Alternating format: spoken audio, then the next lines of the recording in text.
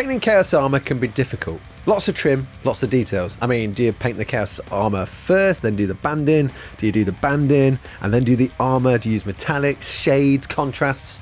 So much. Now in this video, we're going to show you 3 ways on how to do that. And you can use this and transfer it to any collection you have in mind. So whichever Chaos Armour you choose to do, following this will help you out. Our first example is from a black undercoat. Now the majority of this model is going to be dark metallic, so it makes sense to spray it black, and here we're using Army Painter Black as our primer. Also, if you want a super efficient highlight, I'd recommend dry brushing at this point as well before you apply all that gold, and for this I'm using a dark steel tone, and for that is Iron Warriors. Also, if you're making mistakes down the line, you can always tidy back up this paint if you need to. That's mostly if you get gold on the armour. Now for the gold trim, I'm going to be using a gold or bronze tone as I got here, which is AK bronze. Now settle in, maybe make a cup of tea, and then start picking out all that trim. In some places you may need a second coat as well.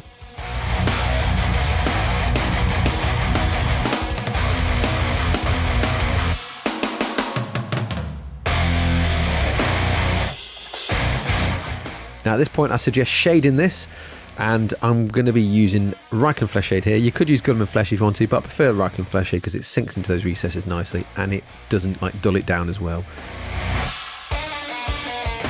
And now we're going to do the same on the silver armour, and for this we're using Nuln Oil. Depending on how dark you want it, you can always do a second coat.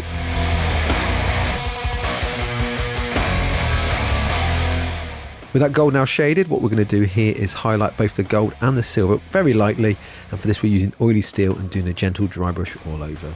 So that's our first example done, and actually highlighting the black's pretty quick because you can do that with the first stage really, and whether that's metallic black or like a bluey black or a grey black, entirely up to you.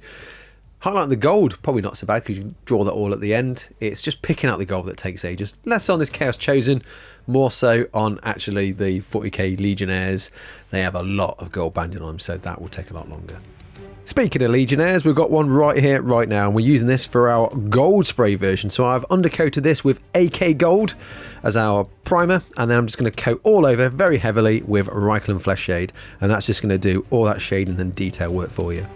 And then when it's dry, if you need to in some areas, you want to punch out the gold a bit. So if you've undercoated with AK, just get AK Gold. If you've used like Retributor Armour, get some Retributor Armour for this as well. But mostly you don't need to do this part. So the next thing we're going to do now is just highlight that armour. I'm using oily steel here. I'm just going to do a light dry brush. And with that done, your gold trim is pretty much finished. With the trim done, it's now time to colour in those armour plates. Depending on your chosen Chaos God, you can use any colour here. I'm opting for black, as it's very reminiscent of the Legions of Archaon and Abaddon's boys, so I'm using Black Legion. Now you can use it straight from the pot like I've done here on this shoulder pad, but you just have to be a bit neat when you get to the edges. The last thing you want to do is undo all that dry brushing and washing from the previous stages. Or you can thin it down. I've thinned it down a little bit here, so it's like 3 parts water to 1 part Black Legion. And the reason for doing that is when you apply it, it runs to the edges but gives you a nice border, so it doesn't actually flow over the top. So you do that as your first coat, your border's kind of done, and then you just fill in the middle bits. And again, you can use some thin down coat to build it up, or just use it straight from the pot, entirely up to you.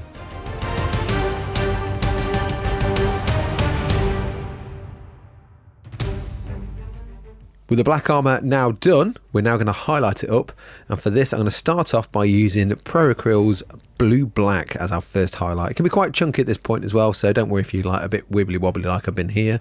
Doing the edges of the armour is fine, you can pick those out, but when you get to where the banding is, you just want to pick out some of those areas as well.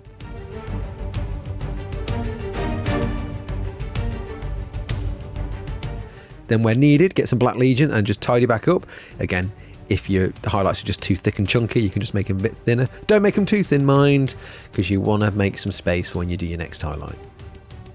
Our next highlight here is going to be Wolf Grey, and I want to make this a little bit thinner just so you get a bit more punch, and it's just a nice tone to really help bring out that bluey black. Again, just little bits here and there, little flicks, just picking out the edges. Don't go too mad.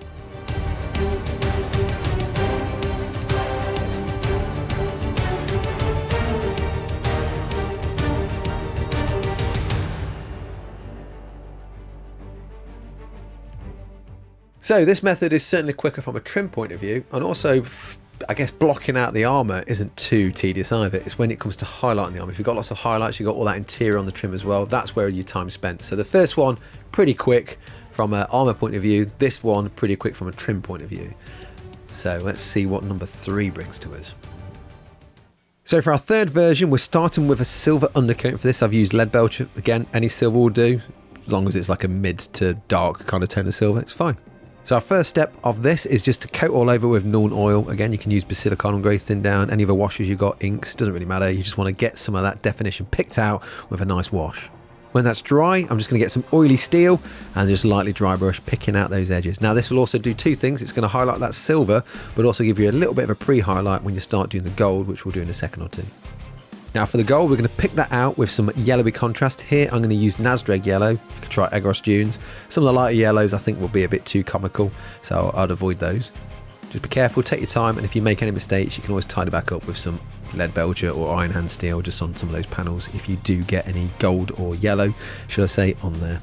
Now depending if you picked a colour here or not, what you could do is just get a dry brush of silver and just gently pick out over all those edges, which is one option, or you can just leave it, and I'm just going to leave it because I think it looks fine. So there we are. It's a really quick and efficient way of doing gold trim on silver armour. Again, that is just using contrasts and shades to your advantage and a bit of dry brushing. Now if you wanted to pick a chosen god, we're just going to quickly do one with some red, and for this we're going to be using Flesh Tearers red and do a Cornate themed Chaos Chosen Warrior. Again, you can apply this to 40k or Age of Sigmar or anything, doesn't really matter. So what I'm going to do here is just get some Flesh Tearers red, coat that over the armour panels, and again just be mindful not to get that close to the edges because you'll get that on the NAZOREG yellow. If you do find that happen, just get some oily steel or whatever silver you've used, tidy back up that trim just here and there, and then just reapply a little bit of NAZOREG yellow. It won't look too weird, it will just literally hide any mistakes that you've got. And this is just another option. It's technically 3.5, 3.A, I don't know.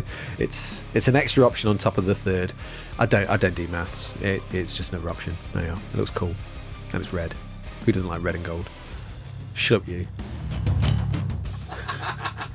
So there we are, a couple of examples of different ways of painting Chaos Armour. There's no right or wrong way here. I mean, there are different ways for time, what you want, how much effort you want to put in. So the first one's great for, like, you know, time. You've got loads of time and you want to put a bit more effort into your army. If you want speedier methods, the last 2 are probably better for speedier methods, but again, it depends on the colour scheme, depends on what you want to do and what you want to get out of it. So I hope you've enjoyed this video.